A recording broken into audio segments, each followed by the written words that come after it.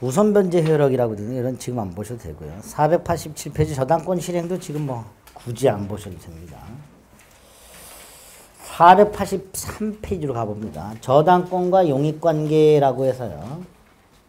2번에 법정지상권이 있습니다. 요거는 우리 토지와 건물의 소유자가 갖다가 달라지는 경우에 건물 소유자에게 법정상권이 인정될 필요가 있다 그랬죠. 근데 그 달라지는 원인이 저당권 실행에 의해서 달라지는 경우가 있을 수 있어요. 갑소유 땅과 갑소유 건물이 있는데 예컨대 땅만 담보로 제공하고 저당권을 설정을 했다.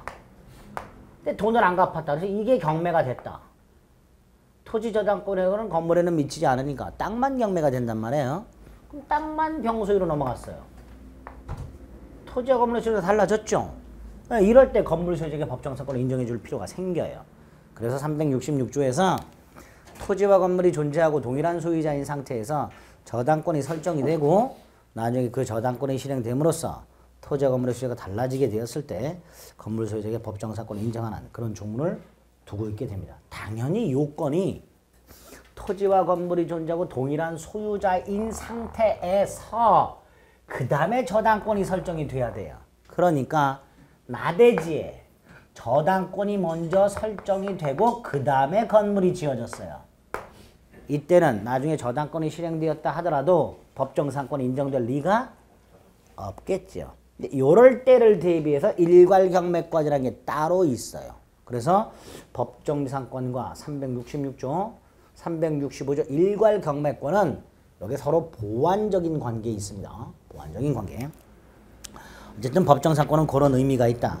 다음 페이지에 보면 성립요건에 저당권 설정 당시 건물이 존재해야 되니까 당연히 건물 없는 나대지에 저당권을 설정한 경우 나중에 건물을 지었을 때는 법정상권이 성립하지 않는다. 이렇게 될 거예요. 그렇죠?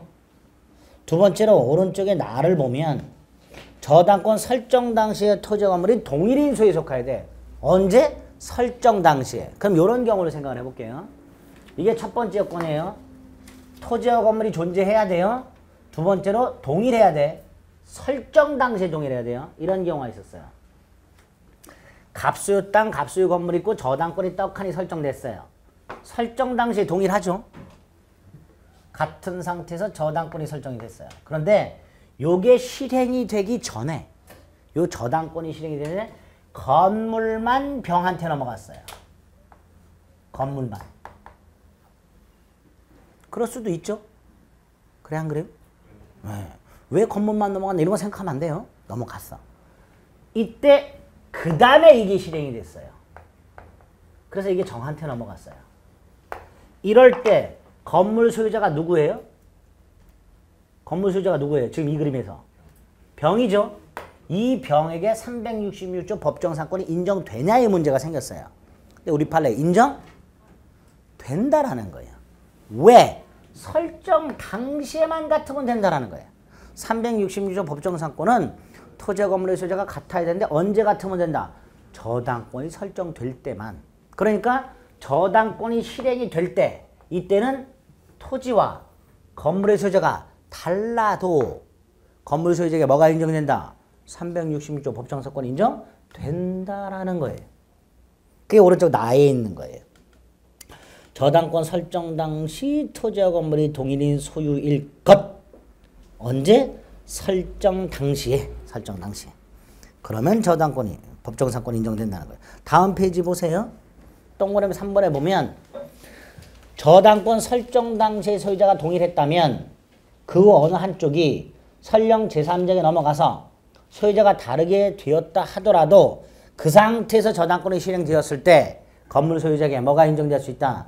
366조 법정상권 인정될 수 있다. 이렇게 되는 거예요. 근데 여기서 이제 이런 생각을 하게 될 거예요. 요 경우에 보세요. 요거 생각하지 마시고요. 갑소유 땅, 갑소유 건물이 있는 상태에서 건물을 병한테 팔았어요. 아까 관습상 법정상권 인정됐죠? 누구한테? 병한테. 그래 안 그래? 그랬죠?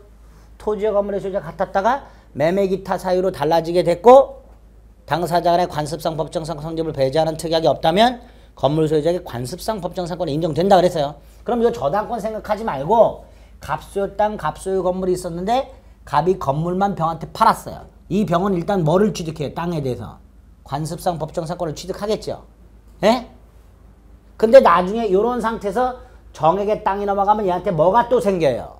366조 법정상권이 하나 더 생겨요. 그래 안 그래? 아 이제 머리가 복잡해져요. 도대체 이 병이라는 놈의 정체가 뭐냐 말이지. 그렇죠? 병이 처음에 취득했던 관습상 법정상권은 소멸하고 동시에 366조 법정상권을 새롭게 취득한다가 우리 판례예요. 조금 어려워요. 어려우니까 일단 머릿속으로 366조 법정상권은 저당권이 설정될 당시에만 동일했다면 설령 저당권이 실행할 때는 토지와 건물 소유자가 다르다 하더라도 건물 소유자를 위한 366조 법정상권이 인정된다. 이걸 일단 머릿속에 좀 넣어두시면 돼요. 됐죠? 그리고 당연히 이 저당권이 실행이 돼야 돼요. 그러니까 이 상태에서 저당권자는 가만히 있는데 다른 채권자가 강제 경매를 넣어버렸어요. 그래서 토지와 건물의 소유가 달라졌어요. 이럴 때는 366조 법정상권이 아니라 관습상 법정상권으로 갑니다. 그래서 366조 법정상권이 인정되려면 요게 실행이 돼야 돼. 저당권이. 그래서 토지와 건물의 소유가 달라져야 돼요. 그래야만 366조 법정상권이 인정이 됩니다. 자, 여기 하나 있고 두 번째로 이런 법정상권이 인정이 되려면 저당권 설정 당시에 건물이 일단 있었어야 된다 그랬죠. 그런데 지금 이 경우 나대지의 저당권이 먼저 설정이 되고 갑소유 나대지의 갑이 이런 경우 굉장히 많아요. 돈을 빌려서 저당권을 설정한 상태에서 그 돈으로 건물을 지어요. 땅을 담보로 대출받았고 건물 짓는 경우가 많아요. 그렇죠? 그럼 당연히 땅에 저당권이 설정되고 건물이 지어졌어요.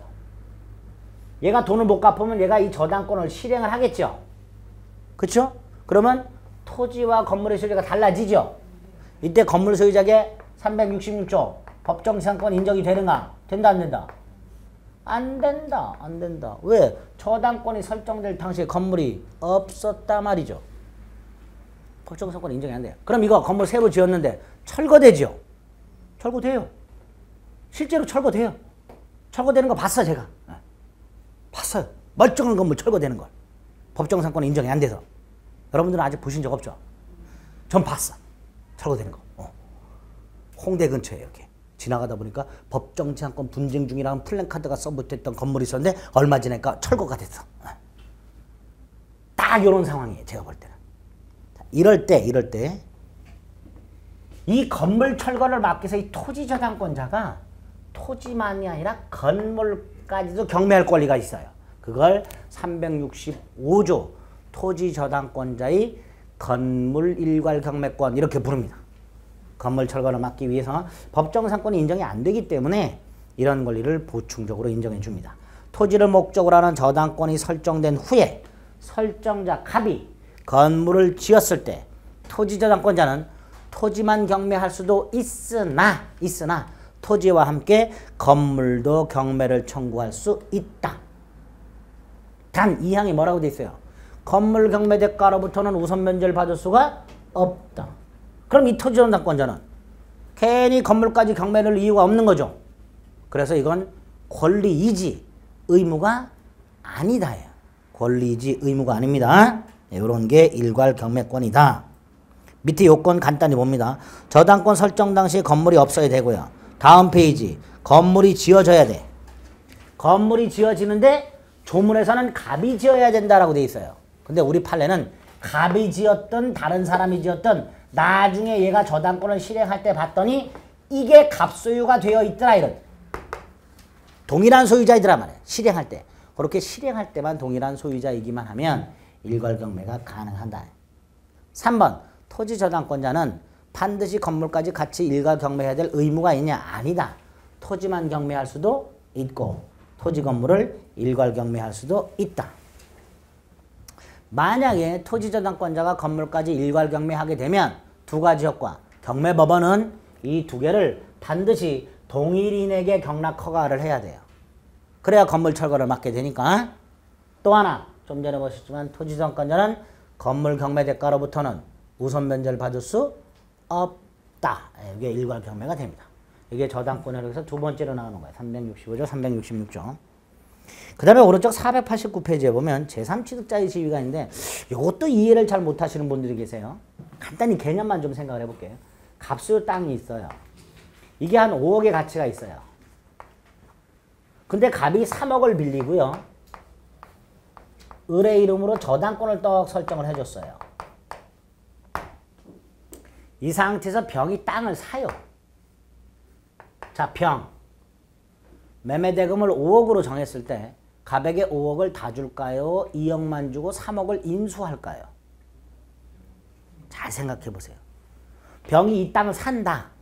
5억짜리 땅을 사는데 그 5억짜리 땅에 이미 3억 부담이 있단 말이에요. 그럼 얘가 5억을 다 줄 리가 없고 요걸 인수하겠죠.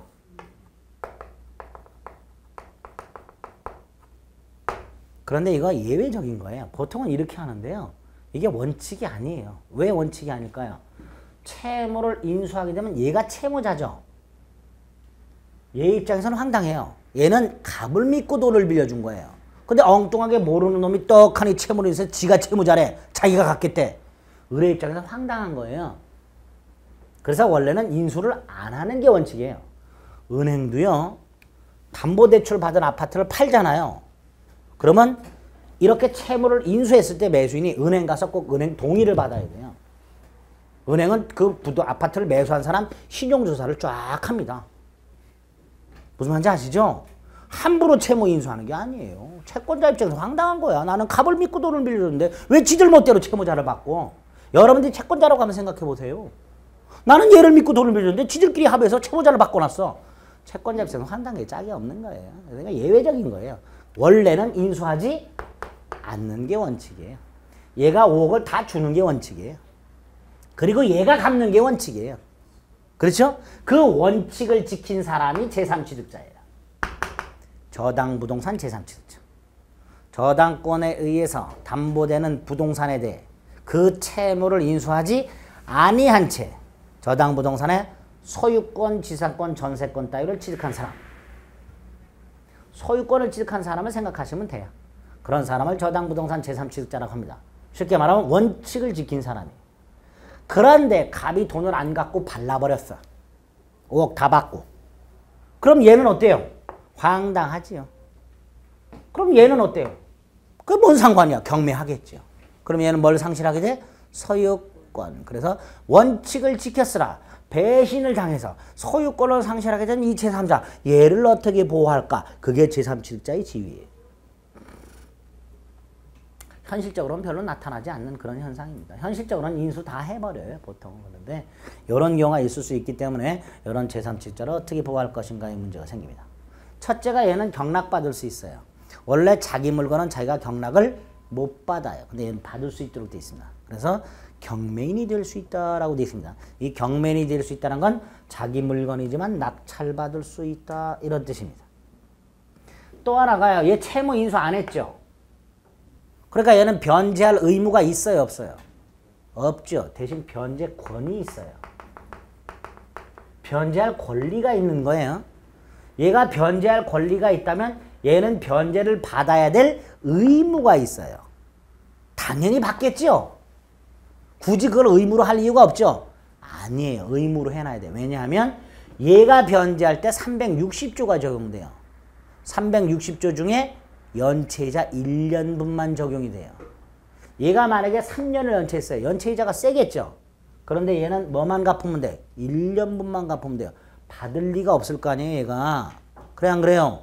3년분 다 내나 그럴 거 아니에요? 아니야. 1년분만 줘더라도 받아야 돼. 그게 변제 의무예요. 변제를 받아야 될 의무가 있는 거예요. 그래서 얘한테 뭘 준 거예요? 변제권. 변제권. 제3취득자에게 뭐가 있다고요? 변제권. 그러면 채권자는 어떻게 돼? 변제받을 의무가 생겨요. 받아야 돼요. 360조가 적용됐기 때문에 그렇습니다. 그래서 변제권이 있고요. 대신 갚았으니까 나중에 갚한테 내가 네 대신 갚았으니까 돈 내나 그래야 되죠. 대신 갚았을 때 행사하는 권리가 구상권입니다. 채무자 대신 돈을 갚았을 때 채무자가 내가 네 대신 돈을 갚았으니까 돈 내나 이걸 뭐라 한다? 구상권. 그래서 변제권과 구상권이 있습니다. 489페이지 보면 밑에 경매인이 될 수 있다라고 되어 있고 변제권이 있죠? 예? 네, 변제권이 있습니다. 3번에 구상권을 갖는다라고 되어 있습니다. 한 번에. 마지막으로 다음 페이지에 보면 비용상환청권이라고. 이건 뭐냐면 얘가 소유권을 취득한 다음에 목적물의 필요비 유익비를 지출했어요. 그럴 수 있죠. 그 비용을 나중에 경매대가로부터 가장 먼저 배당을 받아요. 그게 비용상환청권 우선변제를 말합니다. 4번 제3취득자의 비용상환청권이라고 돼 있죠. 동그랑 1번에 보니까 뭐라고 돼 있어요? 경매대가에서 저당권자보다 우선 상환을 받을 수 있다. 최우선 변제를 받아요. 요게 악용이 많이 돼요. 악용이 많이 되는데 어쨌든 요 제3취득자에게 이런 권리가 있다. 가장 먼저 배당받는다. 이거 단순한 채권이죠. 그래 안 그래요? 단순한 채권임에도 불구하고 담보물권자보다 언제나 먼저 배당을 받아요. 그래서 우리 물권 처음에 물권과 채권이 충돌할 때 물권이 우선한다. 그러나 예외가 있다. 채권이 대항력을 갖춘 경우하고 또 하나가 언제나 채권이 우선하는 경우 두 개가 있었는데 그 중에 하나가 이거예요. 저당부동산 제3취득자의 비용상환 채권이 언제나 저당권자보다 먼저 배당받을 권리를 저당권에 규정을 두고 있습니다. 이렇게 세 가지 장치를 통해서 제3취득자를 보호하고 있다. 이렇게 기억하시면 돼요. 저당권의 효력 세 번째. 네 번째가 오른쪽 491페이지 저당권 침해에 대한 구제가 나왔습니다. 이것도 개념만 좀 생각을 해볼게요. 이런 경우. 갑이 임목이 있어요. 한 그루당 5억짜리야. 땅값보다 훨씬 비싸. 그래서 보존 등기를 했어. 임목 등기 했죠? 임목 등기하면 저당권 설정할 수 있죠? 자, 한 그루당 1억이니까 전체가 5억이야. 갑이 이 5억의 임목에 대해서 3억을 빌리고 저당권을 설정했어. 할 수 있죠? 그래 안 그래? 네. 갑소유 임목이에요. 보존 등기가 돼 있어. 등기부가 마련돼 있어요. 을로부터 3억을 빌리면서 저당권을 떡하니 설정을 해놨어. 그런데 누가 나무를 잘라. 나무를 하나 잘랐어. 담보가치가 얼마로 줄어들었어요? 4억. 이 저당권의 객체인 저당 목적물의 담보가치가 감소하는 거. 이게 저당권 침해예요. 저당 목적물의 담보가치가 감소되는 걸 뭐라 한다? 저당권 침해. 당연히 누가 잘라내고 있으면 쫓아가서 자르지 마 라고 할 수 있어야 되죠. 이게 저당권에 터잡은 물권적 청구권이 되는 거예요. 첫 번째 뭐가 인정된다? 물권적 청구권이 되는 거예요. 이게 첫 번째. 저당권도 물권이니까 당연히 침해되면 뭐가 인정돼요? 물권적 청구권. 다만 이미 잘라갖고 반출이 됐어요. 돌려달라고 할 수 있냐? 그건 안 되죠. 왜? 저당권자는 목적물을 점유하지 않으니까 뺏길 일은 없어서 반환 청구권 인정이 안 된다 그랬어요. 그러니까 물권적 청구권 인정되지만 그중에서 뭐는 인정 안 된다? 반환 청구권 인정 안 된다. 이렇게 얘기하게 되는 거예요. 두 번째로 가봤더니 세 그루로 잘라냈어요. 그럼 몇 그루 남았어요? 두 그루. 담보가치가 얼마예요? 2억. 받을 돈은 얼마야? 3억. 아, 남아있는 잔존가치가 채권을 만족시킬 수가 없는 상태가 됐죠. 이걸 저당권자의 손해라고 해요. 일단 담보가치가 감소되면 저당권 침해고요. 엔드 남아있는 잔존가치가 채권을 만족시킬 수 없으면 저당권자의 손해라고 해요. 이때는 뭘 할 수 있다? 손해배상 청구할 수 있다. 이게 두 번째 구제수단이에요. 손해배상 청구. 세 번째로 자 뽑아내는 사람이 이 나무를 뽑아내는 사람이 설정자야. 누가? 설정자가. 그러면 담보가치가 있는 다른 나무를 갖다 심어라. 즉 담보물을 보충해라. 이렇게 얘기할 수 있어요.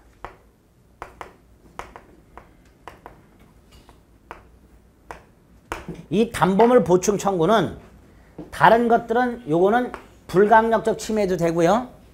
요건 누가 침해하든지 상관없어요. 근데 요건 설정자가 침해를 해야 돼요.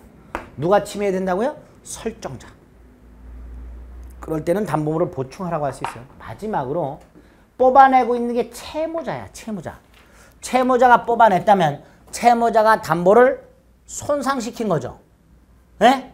자, 우리 기한이익에서 기한이익 상실사유 중에 388조를 제가 체크해드리면서 저당권 가서 말씀을 드릴 거예요. 그게 여기서 나와요. 채무자가 담보물을 손상시켰으니까 채무자는 기한의 이익을 상실하게 됩니다. 기한의 이익을 상실하니까 채권자는 뭐 할 수 있어요? 지금 당장 원금 갚아라 라고 청구할 수가 있게 돼요. 즉시변제 청구라고 해요. 이 즉시변제 청구는 침해자가 누구여야 돼요? 채무자. 위에 거하고 조금 달라요. 요건 침해자가 누구? 설정자. 설정자는 채무자 또는 물상보증인. 근데 요건 침해자가 누구? 채무자. 왜? 기한이익이 상실돼야 되는 거니까. 침해자가 조금씩 달라요. 어쨌든 이렇게 저당권이 침해가 되면 4가지 권리에 의해서 저당권자는 보호받을 수 있도록 해놨습니다. 이걸 저당권 침해에 대한 구제가 됩니다. 크게 생각하세요. 물권적 청권이 인정되고 손해배상 청권이 인정되고 담보물 보충 청권이 인정되고 즉시변제 청권이 인정된다. 이때 침해의 개념, 담보가치 감소, 손해의 뜻, 잔존가치가 채권을 전부 만족시킬 수 없는 것을 말한다. 담보물 보충 청권하고 즉시변제 청권은 침해자가 누구냐? 요것만 조심해 주시면 돼요. 요건 설정자가 침해한 경우, 요건 채무자가 침해한 경우. 그렇게만 4가지 틀을 딱 잡아주시면 됩니다. 됐죠? 됐습니다. 효력 여기까지 본 거예요. 4개. 이건 다음에 본다 그랬고요. 이것도 뭐 나중에 보면 돼요. 특수저당권 2개만 개념을 잡겠습니다. 네, 495페이지 갑니다. 공동저당이라고 되어 있어요.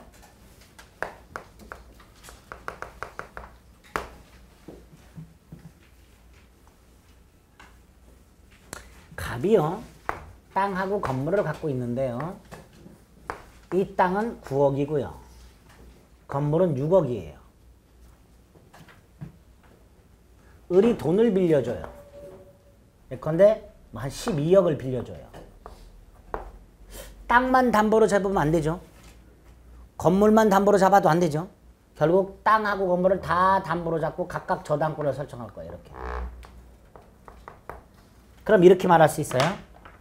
하나의 채권을 담보할 목적으로, 하나의 채권을 담보할 목적으로 2개의 목적물에 각각 설정된 2개의 저당권, 이렇게 되죠. 그렇죠? 이걸 확대하면 하나의 채권을 담보할 목적으로 수개의 저당권에 설정된, 수개의 목적물에 설정된 수개의 저당권, 이렇게 될 거예요. 이걸 공동저당이라고 합니다. 공동저당의 개념, 목적물 수개, 각각의 목적물의 저당권이 각각, 채권자 1명, 채권도 하나. 이게 공동저당이에요. 예를 들어서 갑이요, 돈을 빌리면서 을한테 돈을 빌려서 여기다 저당권을 설정하고요, 병한테 돈을 빌리면서 여기다 저당권을 설정해요. 이건 공동저당이 아니에요. 공동저당은 이렇게 하나의 채권을 담보할 목적으로 수개 부동산에 설정된 수개 저당권을 공동저당이라고 하게 됩니다.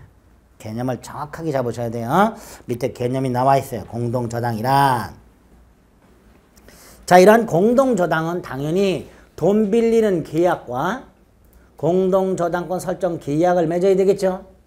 소비대차 계약 플러스 공동저당권 설정 계약을 맺고 각각의 부동산에 각각 저당권을 등기하면 되겠죠. 이럴 때 이 저당권은 성립 시기가 달라도 돼요. 처음에 땅에다가 저당권을 설정했고 건물을 나중에 해서 건물에다 또 설정해줬다. 그래도 공동저당이 돼요. 성립 시기가 달라도 돼요. 땅에는 얘가 2번 저당권이었는데 건물은 짓자마자 1번으로 저당권을 등기해서 각각의 저당권이 순위가 다르죠? 그래도 괜찮아요. 땅은 채무자 거고 건물은 물상보증인 거야. 괜찮아요. 목적물의 소유자가 달라도 돼요. 종류가 달라도 돼요. 하나는 토지저당권, 하나는 건물저당권. 달라도 되죠? 그래서 공동저당을 구성하는 저당권은 첫째, 성립 시기가 달라도 돼. 각각의 저당권의 순위가 달라도 돼. 목적물의 소유자가 달라도 돼. 종류가 달라도 돼. 네 가지 특징이 있습니다. 다 달라도 돼. 공동저당에서 제일 어려운 게 나중에 갑이 돈을 안 갚을 때 이 공동저당을 실행하는 방법이에요. 얘가 저당권을 어떻게 실행할까? 예를 들어서요. 지금 이 상태에서는 두 개를 다 경매 넣어야 되겠죠. 그렇죠? 근데 만약에 땅값이 폭등을 해서 20억이 됐어. 그럼 굳이 건물까지 경매 넣을 필요가 없지요. 땅만 경매 넣어도 될 거예요. 이렇게 두 가지 경우의 수가 있을 수 있더라. 그래서 우리 민법이 368조에서 공동저당 딱 시험 문제가 요것만 나와요. 368조 1항과 2항. 을이 요 상태라면 둘 다 경매를 넣는다. 둘 다 경매 넣어서 동시에 배당이 이루어진다. 이 동시 배당할 때 어떻게 배당을 할 것인가? 건물 6억 다 받고 나머지 6억을 여기서 받냐? 9억을 얘가 다 가져갔고 나머지 3억을 여기서 받아가냐? 아니면 6억과 9억을 비율로 나눠서 배당을 할 것이냐? 이런 문제가 생겨요. 그걸 여기서 규정해놨어요. 뭐라고 규정해놨냐? 안분배당해라. 을이 받아야 될 12억을 6대 9의 비율로 배당해라. 이렇게 놨어요. 6대 9의 비율로. 그래서 이 동시배당은 배당액을 구하는 문제가 나와요. 배당액을 구하는 문제가. 네. 두 번째로 20배당이 나와요. 그 배당액은 나중에 구할 거예요. 아까도 말씀드렸지만 올해 안 나온다 그랬어요. 작년에 나왔기 때문에. 20배당이란 건 이런 거예요. 예를 들어서 땅값이 폭등을 했어요. 20억이야. 그럼 당연히 땅만 경매 넣겠죠. 그럼 다 받아요, 얘가. 다 받아. 그럼 이런 문제가 생겨요. 예를 들어서 부동산이 두 개가 있는데 거기에 각각 을이라는 공동저당권자가 있고요. 그 밑에 후순위 권리자가 만약에 있어요. 이럴 때 동시배당을 하게 되면 얘가 받아야 될 12억을 나눠서 받죠. 그럼 얘네들한테 떡고물이 좀 떨어지죠. 그래 안 그래? 안 그럴까? 그렇겠지. 9억을 얘가 다 가져가는 게 아니에요. 6억을 얘가 다 가져가는 게 아니야. 12억을 6대 9의 비율로 나눠서 받아요. 그럼 말해서 이게 6억짜리고 이게 9억짜리라면 얘가 다 안 가져가니까 남는 게 있고 이것도 남는 게 있을 거 아니에요. 받아간단 말이에요, 얘네들이. 그런데 만약에 이거를 먼저 경매했어요. 그럼 얘가 다 받아가, 이거를. 그럼 얘는 하나도 안 남잖아요. 이런 문제가 생겨요. 동시배당했을 때는 떡고물이라도 떨어지는데 20배당했더니 을이라는 놈이 선순위로 싹 다 빨아가. 하나도 없어. 억울하겠죠. 그래서 20배당의 경우에는 요 후순위 권리자를 어떻게 할 것이냐 문제가 생겨요. 그래서 후순위 권리자에 대해서만큼은 동시배당을 한 거하고 똑같은 결과가 생기게끔 얘가 동시배당을 했더라면 여기서 받을 수 있었던 돈이 있었을 거 아니에요. 그걸 여기서 받아간 거잖아요. 그래 안 그래? 그러니까 요 경우에 얘가 동시배당했더라면 여기서 받을 수 있었던 만큼을 얘가 나중에 대신 받아갈 수 있도록 후순위 권리자의 대위권이라는 걸 인정해주고 있어요. 그게 20배당이에요. 이게 무지하게 어려워요. 이게. 오늘은 일단 이렇게 조문이 두 개가 구성이 돼 있고 이게 왜 이렇게 돼 있을까? 그것만 이해하자. 동시배당의 경우에는 각각의 목적물로부터 어떻게 배당하느냐의 문제가 생기고 20배당의 경우에는 후순위 권리자의 보호에 문제가 생기더라 말이에요. 그래서 각각 368조 1항과 2항이라는 조문을 두고 있더라. 이렇게만 이해를 해주시면 돼요. 조문을. 아시겠죠? 예? 네, 못하겠다 그런 표정이세요? 괜찮아. 지금 당장 첫 술에 이해할 수는 없어요. 무지하게 복잡합니다. 여기에 또 세부적으로 막 내용이 무지하게 나와. 그걸 다 했었어. 또 올해는 안 해도 돼. 당연히도. 너무 좋아. 머리에 쥐나는 분. 제일 힘들어하는 분이 요거. 하고 요거. 자, 이제 근저당도 개념만 좀 잡아볼게요. 갑과 을이 계약을 요렇게 했어요. 을이 갑에게 3개월간 외상으로 물건을 공급하기로 합니다. 요런 걸 계속적 거래 계약이라고 불러요. 무슨 거래계약? 계속적 거래계약. 일정 기간 동안 거래하는 거예요. 그럼 이렇게 될 거예요. 이게 3개월이라고 생각할게요. 기간. 자, 물건을 공급하기 시작합니다. 을이. 채권이 쭉 늘어나요. 중간에 갑이 갚아요. 얼마를? 그럼 채권이 줄어들어요. 다시 물건을 공급합니다. 쭉 늘어나요. 좀 있으면 설이야. 갑이 다 줬어. 채권이 재료가 됐어요. 설 지나고 나서 다시 공급을 했어. 채권이 딱 3개월에서 여기서 확정이 됐어요. 이렇게 되겠죠? 을의 채권이 물건을 공급하고 갑이 돈을 주고 함에 따라 증감 변동. 채권이 증감 변동하죠. 이게 딱 3개월이 됐을 때 얼마가 될지 알아요? 몰라요? 몰라. 불특정 장래 채권 이렇게 돼요. 확정이 안 된 장래 채권이다 이런 뜻이에요. 그런데 을은 그거를 담보하고 싶어. 그렇겠죠? 에? 나중에 3개월 동안 죽으라고 물건 공급했는데 갑이 안 주면 안 되니까 그래서 담보를 제공받아요. 제공받는데 여기다가 저당권을 설정하려고 봤더니 채권액이 얼마인지 알 수가 없어요. 그래서 저당권을 설정하지 못해. 그래서 을이 갚하고 이렇게 계약을 해. 나중에 확정된 채권이 얼마인지는 모르겠으나 일단 그게 얼마가 됐든 네가 안 주면 이 담보물을 경매에 넣어서 나는 최소한 요만큼은 우선변제 받겠다 라고 우선변제 한도를 정해요. 미리 뭘 정한다고요? 우선변제 한도. 이걸 채권 최고액이라고 해요. 뭐라고 한다? 그래서 여러분들이 근저당권이 설정이 되어 있는 부동산을 보게 되면 항상 채권 최고액이 정해져 있습니다. 딱 액수가. 보통 이 채권 최고액은 나중에 확정되는 채권보다 훨씬 높게 설정을 하게 돼요. 최근에는 은행이 확정된 돈을 빌려주면서도 근저당권을 설정해요. 보통 1억 빌려주면 한 3, 40% 업해가지고 채권 최고를 설정하죠. 그렇죠?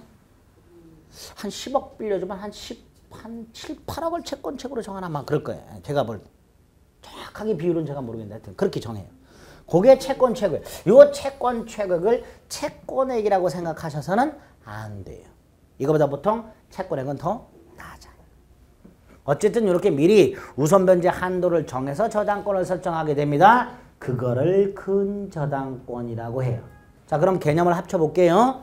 계속적 거래 관계로부터 발생하는 장래 불특정 채권을 결산기에 일정액까지를 우선변제 받기 위하여 설정하는 저당권. 이게 뭐다? 근저당권이다. 이렇게. 그림 보면 특징이 두 개가 눈에 보여요. 첫째가 채권의 불특정성. 그렇죠? 거기 보여요? 두 번째로 여기. 채권이 재료가 됐어. 소멸했죠? 부종성이라면 근저당권도 소멸해야 되지만 아직 기간이 남아서 근저당권은 소멸하지 않습니다. 부종성의 완화. 이 두 개가 근저당권의 특징이 되는 거예요. 그렇죠? 예? 그렇게 돼요. 두 가지가. 채권의 불특정성과 부종성의 완화. 이렇게. 근저당권의 특징. 점점 어려워져요. 자, 이 근저당권은 어떤 문제가 있을까 잘 생각해 보세요. 채권이 확정되기 전 들쭉날쭉하죠. 근데 확정이 딱 돼. 더 이상 들쭉날쭉하지 않고 부종성이 생겨요. 다시 말해서 확정되기 전에는 근저당권이지만 확정되고 나면 보통 저당권으로 전환 되죠. 그러니까 당연히 근저당권의 효력에 대해서는 피담보채권이 확정되기 전과 후가 달라지니까 언제 확정되는가 이게 핵심이에요. 첫째. 도대체 언제 확정되느냐. 그 문제가 하나 있어요. 또 하나가 이 최고액. 이런 경우. 막판에 막 공급해서 이렇게 된 경우. 최고액은 1억인데 확정된 채권액이 1억 3천이야. 이때 또 문제가 생겨. 과연 을은 1억 3천을 다 회수할 수 있을까의 문제가 생기는 거예요. 그렇죠? 그래서 두 번째 문제가 이 최고액의 의미가 문제가 돼요. 근저당권은 두 개가 문제가 돼요. 예? 나중에 이런 문제가 공동저당과 근저당은 요런 건데 각각 요런 문제가 있을 수 있다까지만 생각을 해둡니다. 됐죠? 끝났어요. 저당권. 네. 아이고야. 죽겠습니다. 아주 그냥. 자, 오늘 한 11시쯤까지 한다 그랬죠? 한 5분만 쉬었다가 할게요. 근저당권 머리가 아프니까 조금만 기다리세요.